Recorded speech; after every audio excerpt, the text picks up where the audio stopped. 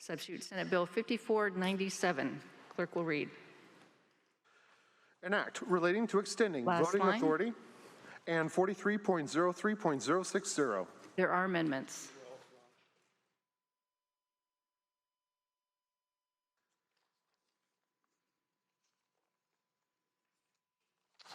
Amendments 1249, 1248, and 1250 are withdrawn. Hearing no objections, so ordered. Amendment 1251. Clerk will read. On page 2, line 34, after members, Last line. grade 11 or an earlier grade. The good member from the 16th to move adoption of the amendment. Thank you, Madam Speaker. I move adoption of Amendment 1251. It's been moved and second we adopt Amendment 1251. Remarks. The good member from the 16th, Representative Rude. Thank you, Madam Speaker. This is a pretty simple amendment. It just restricts the voting to students on the State Board of Education that are in grade 12. And the reason for that is students that have the most experience in the K-12 system are those that are about to exit it, and I think would provide a better representation of the full K-12 system. So asking for a yes. Thank you. Additional remarks. The good member from the 37th, Representative Santos. Thank you, Madam Speaker. Asking you to vote no on the amendment. This bill, the underlying bill, is about a basic theme that we have in the Education Committee, and that is that we are student-centered and success-focused. And I think you've probably heard the old saying that experience is the best teacher of all. That was first uttered by Julius Caesar. It has worked for thousands of years. Madam Speaker, I would like to introduce you to the two current students on the State Board of Education. One is Pavan, and he is a student at Bellevue. He is somebody who is already engaged in student government at his school. He also plays in the citywide youth symphony. The other member of the State Board of Education who is a student is McKenna, and she comes from Okanagan. In addition to also being interested in music and governance, she is also a member of the Future Business Leaders of America. When they were first appointed, Madam Speaker, to the State Board, neither one of them would have qualified to serve under the terms of this amendment. But let me tell you what we would be missing, Madam Speaker. If I may read directly from their bios. Please proceed. On the website of the board. You have 1 minute and 30 seconds. Please proceed. Thank you. McKenna says, I am incredibly honored to be selected for this position, and I'm thrilled to give voice to the issues that rural communities across the state face, as well as advocate for kids from rural communities like myself, the kids that often feel forgotten in regards to education policy. I've been passionate about advocating for the health and well-being of young people for my entire life, and I'm beyond excited to work on the State Board of Education to ensure that every student, regardless of economic status or geographic location, has an equal opportunity to achieve their full potential. Madam Speaker, this is why we must vote no on the amendment before you. These students have potential and they can share their wisdom with us. Thank you. Additional remarks. The good member from the 4th District, Representative McCaslin. Thank you, Madam Speaker. I think this amendment's a good amendment because it's not saying that the bill is not without merit. It's basically saying let's slow down that process just a little bit to give those students a little bit more time to become as familiar as possible with the whole process as a student member of the State Board. And as you know, I've been a supporter of the State Board for years now. And I think that this, might even result in more votes from our side.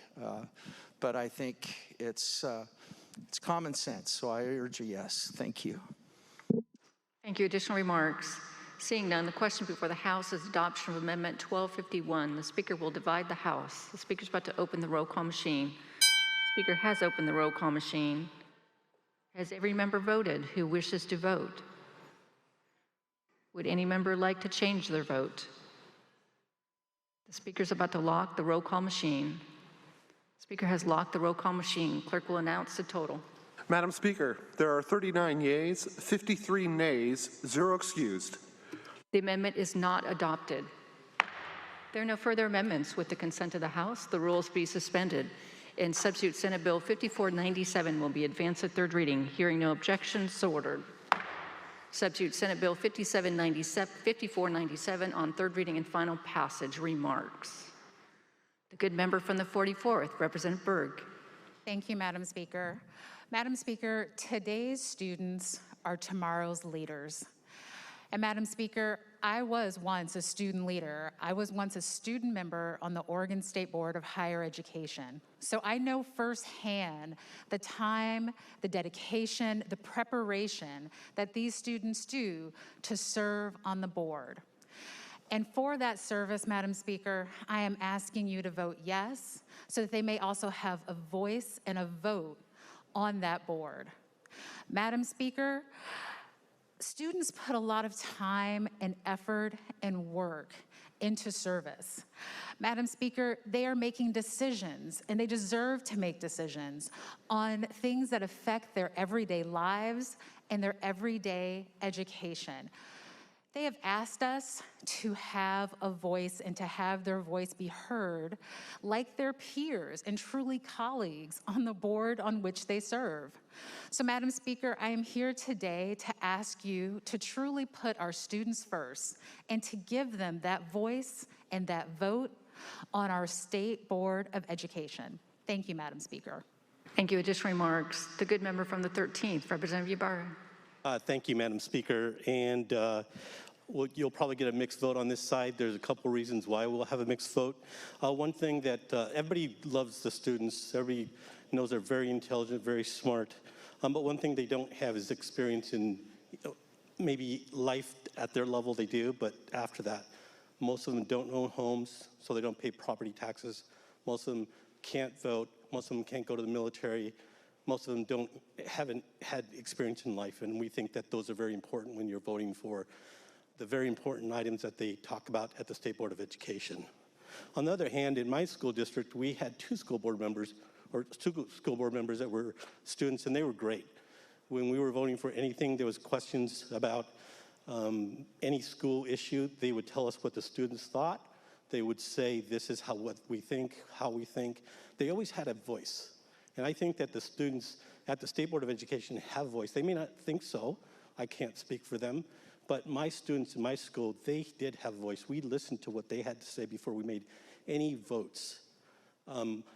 But at the same time, in my opinion, at that time, I didn't think that they should vote because I just didn't think they had the experience.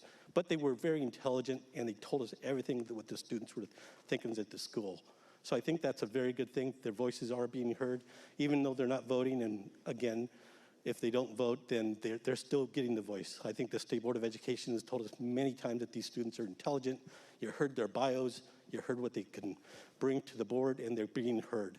The only thing they're not doing is voting. Again, just because of the experience level that they have, we feel that, at least some of us feel that they shouldn't vote at this time. But we do listen to their voice. We really do. Thank you. Thank you. Additional remarks. The good member from the 37th, Representative Santos. Thank you, Madam Speaker. Urging a yes vote on final passage. You've heard me already share with you the motto of the Education Committee to be student-centered and success-focused. Let me just share with you that the student representatives are only 2 of the 16 votes on the State Board of Education, but they are the 2 voices of those who are most affected by the decisions of the State Board of Education. You heard the good lady from the 44th mention the amount of time and effort that goes into being a really responsible member of the State Board of Education or any board or commission. I think that this helps foster in our young people a greater and deeper appreciation for the work that we all do. You've probably heard from your children, Madam Speaker. I've certainly heard from my grandchildren and great-grandchildren. There is nothing about us without us. And we, on our side of the aisle, should believe that including student participation in the policymaking process means extending to them the right to vote. Anything less really conveys a less than equal status. And Madam Speaker, I would close by saying that it's not just about being student-centered and success-focused. The way we are student-centered and success-focused is by focusing on equity, opportunity, and excellence. And that's what this bill stands for. I urge you to support this bill. Thank you. Additional remarks. The good member from the 19th, Representative Walsh. Thank you, Madam Speaker. Asking for a no vote on this bill. First of all, I will concur with the others. The kids who are involved in this program that currently exists to sit on the board without voting rights are excellent students.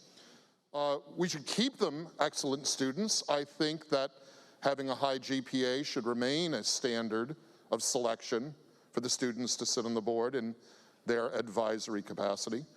And I think that the kind of extracurriculars we described should also be required of any student sitting on the board in an advisory capacity. But Madam Speaker, we need to be clear. We can appreciate these kids. We can give them a voice and access to the workings of the board without pretending that they are tax-paying adults in our society. They aren't. They're still kids. Now, they're bright kids, they're effective kids, they're hardworking kids, but they're still kids.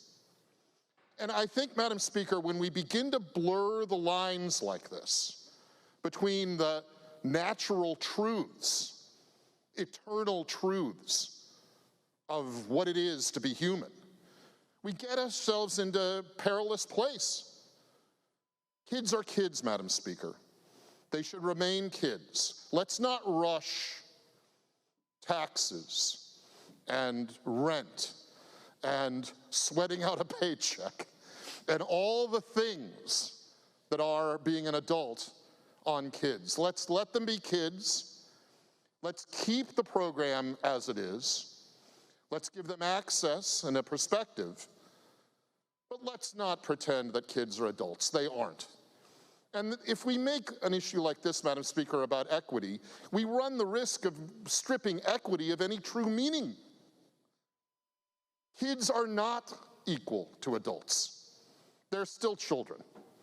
And let's recognize that and celebrate it. And let's vote no on this bill. Thank you. Thank you. Additional remarks. The good member from the 19th, Representative McIntyre. Thank you, Madam Speaker. I'll keep it very brief. If age is not really going to be a determining factor in how we ascribe the rights and privileges of voting, I'm going to say that we should vote no. This bill doesn't go far enough. We should let kindergartners vote too. So vote no. Thank you. Additional remarks. The good member from the 49th, Representative Stonier. Well, thank you, Madam Speaker. This bill is about giving students who do the work a voice. Students who have served with the state board have brought to not only the board members, but the legislature issues that are not only important to the state system of education, but to students. They do the work of engaging students across the state. We had one of our student representatives recently did a whole research project and all kinds of outreach to find out how students felt about financial literacy. Guess what happened? That issue became a prime issue for the state board to take up. This year, this legislature is investing in financial education because students are asking for it. They do the research, they have access to the staff, and they are taken seriously by the State Board of Education. They shared with us in the legislature that their very presence and our discussion about them today, Madam Speaker, is validation of their voice that needs to be heard with the passage of this bill. Please vote yes. Thank you. Additional remarks. The good member from the 20th, Representative Orcutt.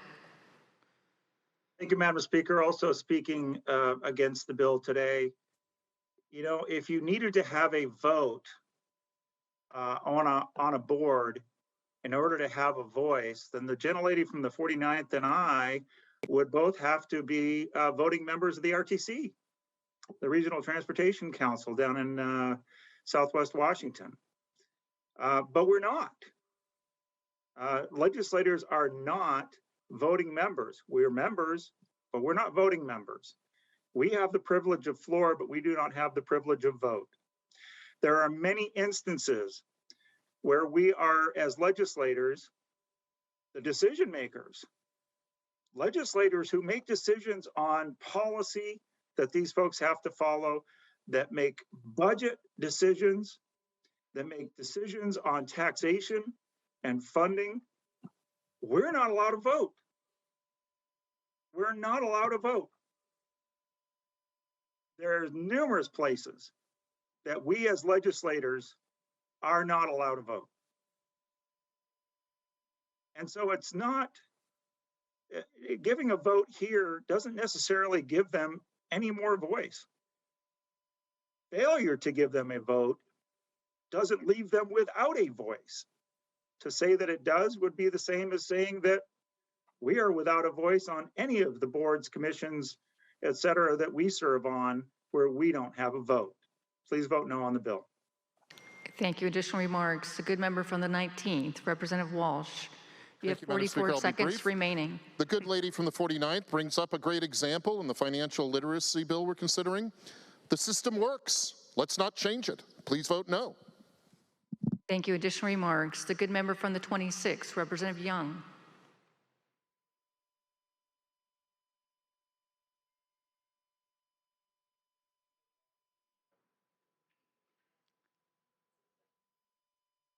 The good member from the 26th, Representative Young.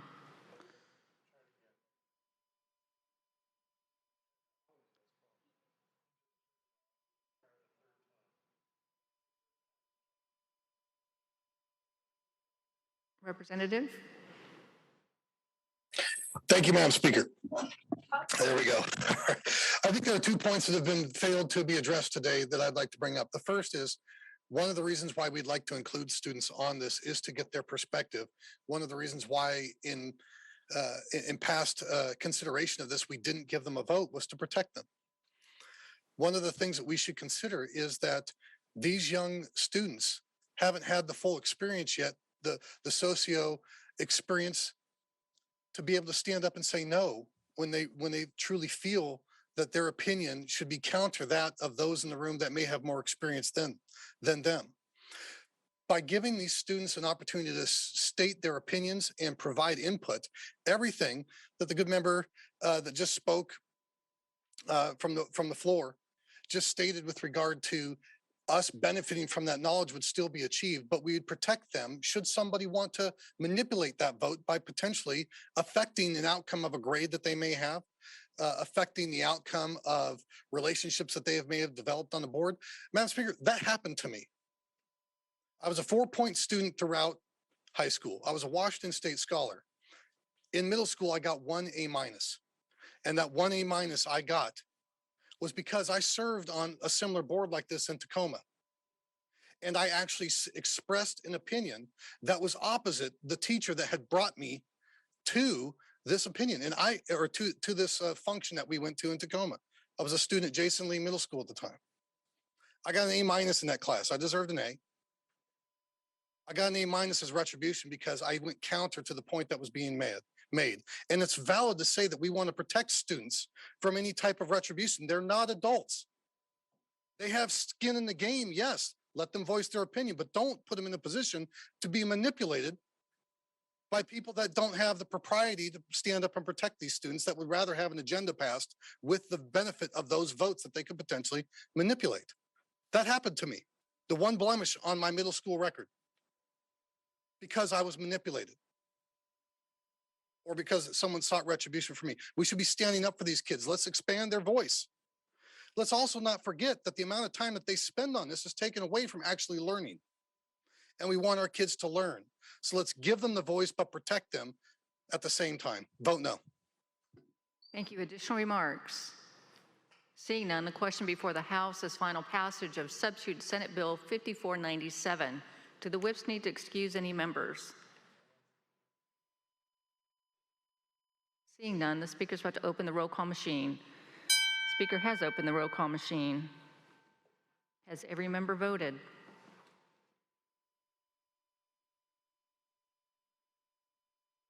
Representative Stokesbury, how do you vote? Representative Chandler, how do you vote? Representative Stokesbury, Representative Chandler, would you like to vote orally? Yes, please. How do you vote?